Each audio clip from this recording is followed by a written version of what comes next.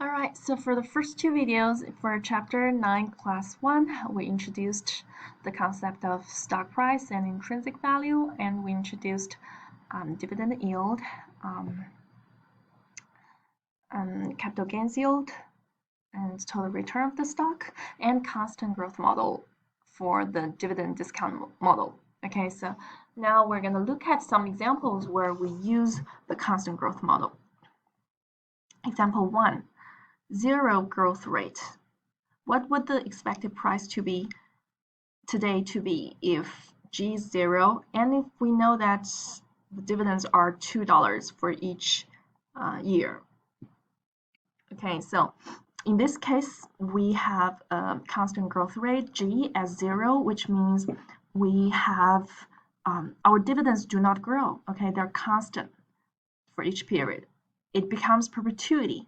So using dividend discount model or constant growth model, we want to discount all these future $2 dividends to present, okay, and these $2 go on forever. So this is the same as looking for the present value of perpetuity. Okay, and we can also use our formula of the constant growth model. P0 equals D1 over RS minus G. Okay, D1 here is the payment, $2. RS minus G becomes only R because G is 0. Okay, so this constant growth model becomes the formula for present value for perpetuity. Okay, they're the same thing here because G is 0 and dividend becomes the same as the future payments. So we just use this $2 divided by 13% as the given stock return. Okay, so we have 15.38 as the stock price. Okay, when G is 0, P0 becomes D1 over RS. Looking for the stock price for this constant dividend stock, it's the same as looking for present value of a perpetuity. Okay, and this RI or RS here, we can call it stock return. It is also the cost of equity for us. Okay, the first example is relatively simple. The second example here is of negative growth rate. Okay, what if stock A pays a dividend of $2 per share today, which means D0 is 2. Okay, if the dividend is paid today, it is D0 and it's $2. And we have G as negative 6%. Cost of common equity is 13%, which means RS is 13%. We want to know the expected price today, which is P0 equals D1 over RS minus G, which is D1 is also D0 multiplied by 1 plus G over RS, 1 plus G. So we can just plug in the numbers using D0, $2, multiplied by 1 plus G, okay, but because G here is negative, so we use 1 minus 6%, we have 94%, which is 0.94, and we divide by RS, which is 13%, minus G, so we minus negative 6%. Okay, so we have 1.88 divided by 0.19 as 9.89 for our stock price. Even though the dividends are declining because we have a negative G, the stock is still producing cash flows and therefore has positive value. Okay, so even though the dividends we get are decreasing, but we're getting dividends still all the time, so the stock price should be positive. Okay, and in this case, the capital gains yield, again, according to our conclusions, capital gains yield under the constant growth model setting should be G. Okay, that should be the same as the growth rate of price, the growth rate of dividend. It is G, it is capital gains yield. Here is negative 6%. For dividend yield, it is the total stock return R minus capital gains yield, okay, which is 13% minus negative 6%, which is 19%. Since the stock is experiencing constant growth, dividend yield and capital gains yield are constant. Dividend yield is sufficiently large 19% to offset the negative capital gains yield.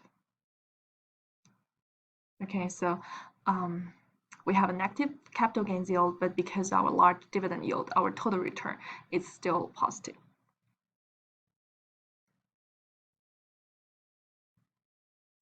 Example 3 here. What if we want to know RS, total return, and we know D1 as 1.25, G as 5.5%, P0 as $44. What is stock's expected total return, RS, for the coming year? Okay, from the original model, P0 equals D1 over RS minus G. We can put RS on the left-hand side, so RS minus G becomes D1 over P0. And RS becomes D1 over P0 plus G. Okay, and then you can plug in D1, P0, G, the three numbers given here. So we have RS as 8.34%. And again, this R is the same as the RI in the CAPM model. Okay, another example. What if we know D0 as 2.25, G as 3.5%, P0 as 50. What is dividend yield? We know this is a constant growth model setting, so dividend yield, D1 over P0, it is actually RS minus G. It is also D0 multiplied by 1 plus G over P0. Okay, so we just plug in the numbers D0, G, and P0 to here. We can get dy as 4.66%. Okay, we can solve for dy by using its definition here. You can also solve for RS first and then minus G to get dy, but it's easier if we use definition here.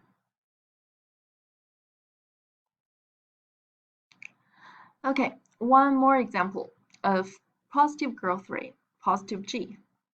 The company just paid their dividend $2. Just paid, okay? So D0 should be $2. And the growth rate should be 6%. G is 6%. Risk-free rate in the market is 7%. RRF 7%. Rate of return for the market portfolio 12%. RM 12%. Company has a beta of 1.2. Beta I 1.2. Find the expected dividend stream for the next 3 years and PVs. Okay, we know D0s, and we can just multiply by 1 plus G to the power of T for the next 3 years. Intrinsic value of the stock. We can, of course, use constant growth model because we have a constant G. Expected market price of the stock 1 year from now. We want to know P1. Okay, question B here is asking for P0. We also want P1. We also want current yield, capital gains yield, and total return. Okay, so here you can probably try to solve for this question by yourself. Okay, try to draw the timeline, draw D0, and try to calculate D1, D2, D3, and their present values, add them up to get P0. Or you can solve for P0 by using D1 over RS minus G. We don't know RS here, so you probably need to use CAPM to calculate RS. And you could use P1, you could use P0 multiplied by 1 plus G to get P1. And you can use current yield, capital gains yield, and total return formulas to get these three concepts. Okay, the solution is on the next page. I'm going to discuss on the next video, but if you can challenge yourself to pause the video for now and work on this question on your own. And you can refer to all the formulas on the notes in the first 6 pages. Okay, so I'll discuss the solutions in the next video.